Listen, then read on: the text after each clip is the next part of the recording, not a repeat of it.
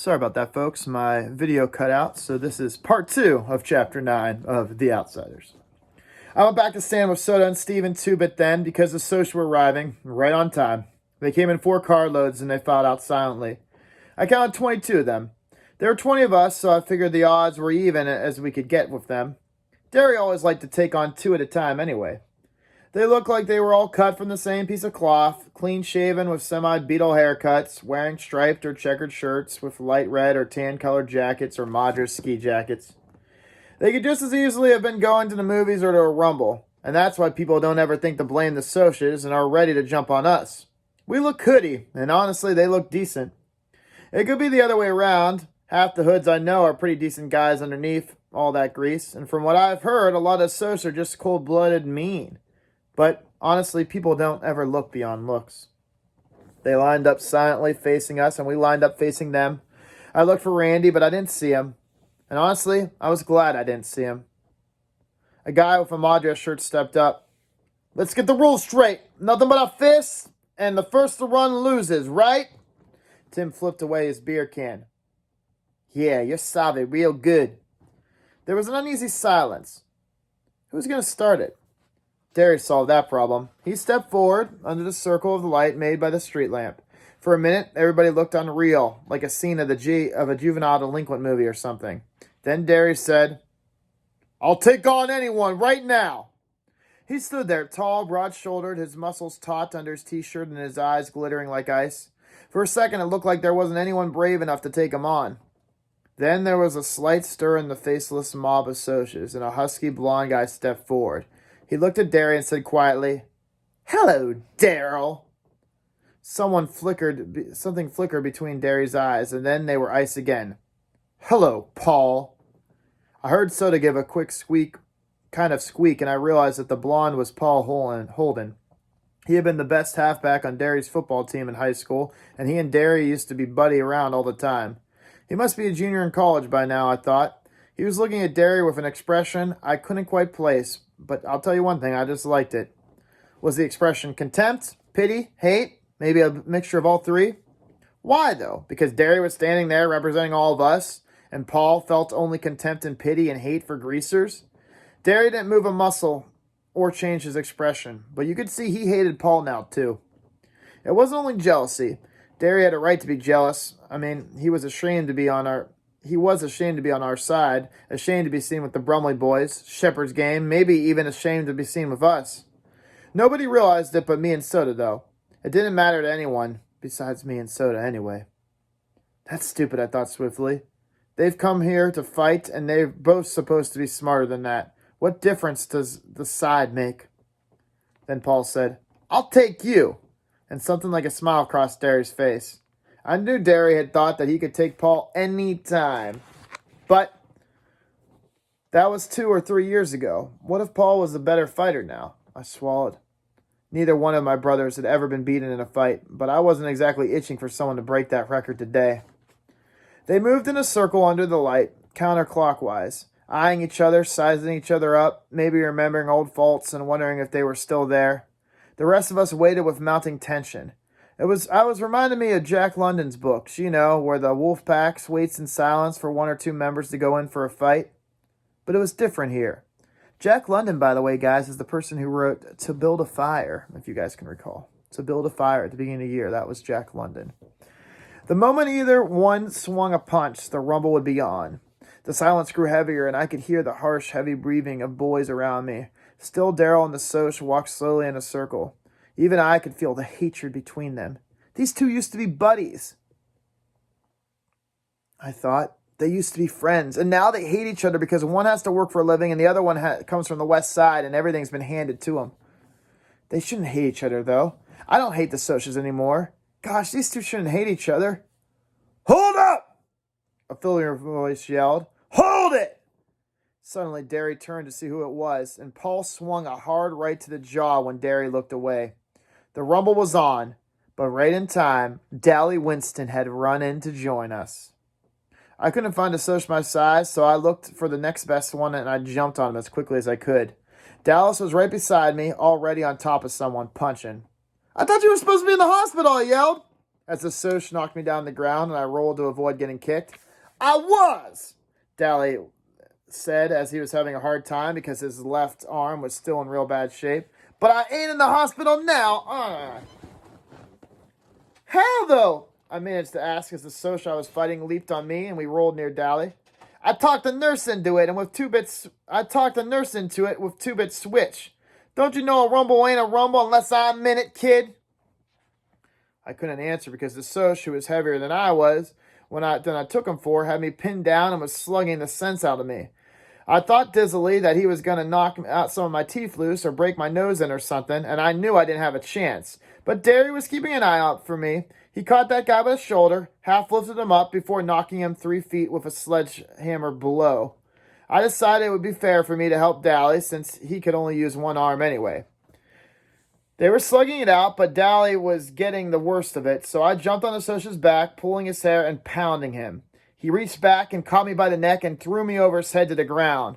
Tim Shepard, who was fighting 2 of them at once, accidentally stepped on me, knocking my breath out. I was up again as... Oh, I'm sorry, guys.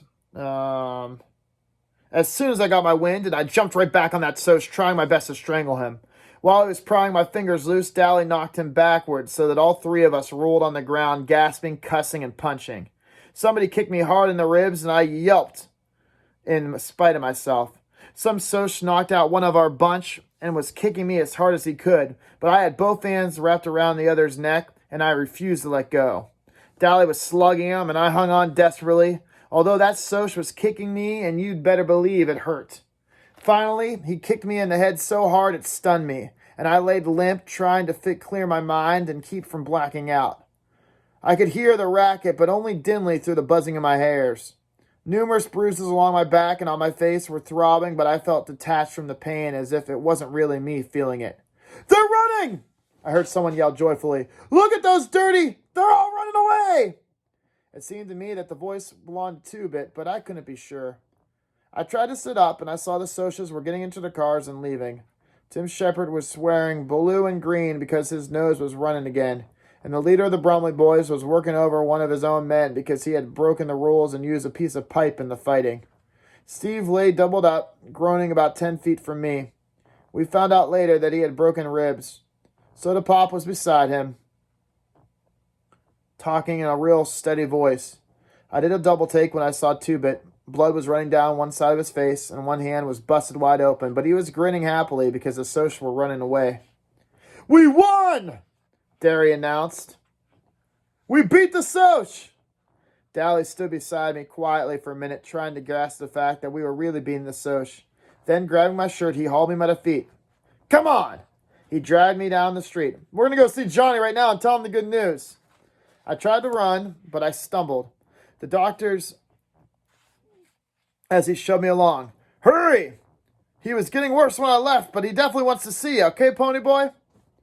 I don't know how Dallas could travel so fast and hard after being knocked around and having his sore arm hurt even more, but I tried my best to keep up with him.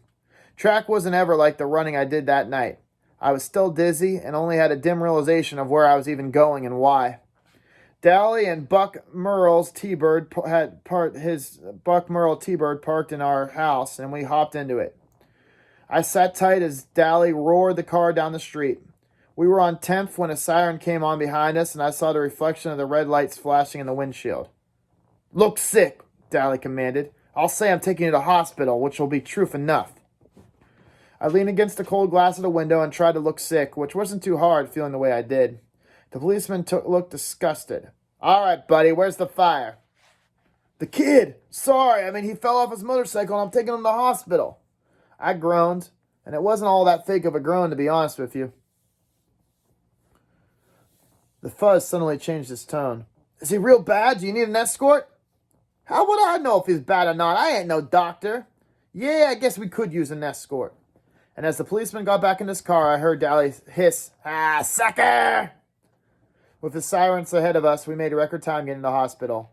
All the way there, Daly kept talking about something, but I was too dizzy to make anything out of what he was actually saying. "I was crazy, that kid? Crazy for wanting Donnie to stay out of trouble, for not wanting him to get hard. If he'd been like me, he would have been in this mess. He would have got smart like me, and he would have never went into that church. That's what you get for helping people. Editorials in the paper and a lot of trouble. You better wise up, pony boy. You got to get tough like me, and then you'll never get hurt. You understand me? You look out for yourself, and nothing can touch you. That's what I say. He said a lot more stuff, too, but I didn't get it at all. I had a stupid feeling that Dally was out of his mind the way he kept raving on and on because Dallas never talked like that. But I think now that I would have understood if I hadn't been so sick at the time. The cop left us at the hospital as Dally pretended to help us get out of the car. The minute the cop was gone, Dally let go of me quick, and I almost fell when he did. Hurry! We ran through the lobby and crowded past the people into the elevator. Several people yelled at us, I think because we were pretty racked up looking, but Dally had nothing on his mind except to see Johnny, and I was too mixed up to know anything, but I had to follow Dally. When we finally got to Johnny's room, the doctor stopped us. I'm sorry, boys, but he's dying. Nah, we gotta see him, Dally said, and he flicked out Two-Blit's switchblade. His voice was shaking. We're gonna see him, and you're gonna get out of here right now. Or else you're gonna end up on the operating table. The doctor didn't bat an eye. You can see him, but it's because you're his friends, not because you threatened me with a knife. Dally looked at him for a second, but then he put the knife back in his pocket. We both went into Johnny's room, standing there for a second, getting our breath back in heavy gulps. It was awful quiet. It was kind of scary, and I looked at Johnny. He was very still for a moment, and I thought in agony, oh my God, he's dead already. We're too late. Dally swallowed, wiping his tears off his upper lip. Johnny Cake! Johnny! He said in a hoarse cry. Johnny stirred weakly, but opened his eyes. Hey! He said softly. We won! We beat those socials! We stomped them! We chased them off our territory! Johnny didn't even grin at him. Useless! Fighting is no good. Dally licked his lips nervously. They're still writing editorials about you in the paper for being a hero and all. He was talking too fast and too calmly. Yeah, they're calling you a hero now and heroizing all the greasers. We're all proud of you, buddy. Johnny's eyes glowed. Dally was proud of him. That was all Johnny had ever wanted. Pony boy. I barely heard him. I came closer and I leaned over to hear what he was going to say to me. Stay gold, pony boy. Stay gold. The pillow seemed to sink a little. And at that moment, Johnny died. You read about people looking peacefully asleep when they're dead. But they don't look asleep. Johnny just looked dead. Like a candle with the flame gone. I tried to say something, but I couldn't make a sound. Dally swallowed and reached over to push Johnny's hair. Never could keep that hair back. That's what you get for trying to help people, you little punk! That's what you get! Whirling suddenly, he slammed back against the wall. His face contracted in agony and sweat streamed down his face. Damn it, Johnny! He begged, slamming one fist against the wall, hammering it to make it obey his will. Damn it, Johnny! Don't you die! Please don't die! He suddenly bolted through the door and down the hall. And that's that, folks. I want you guys to think about what the significance is of those last words. Stay gold. What is he saying to Ponyboy when he's telling him to stay gold? Take care, everybody.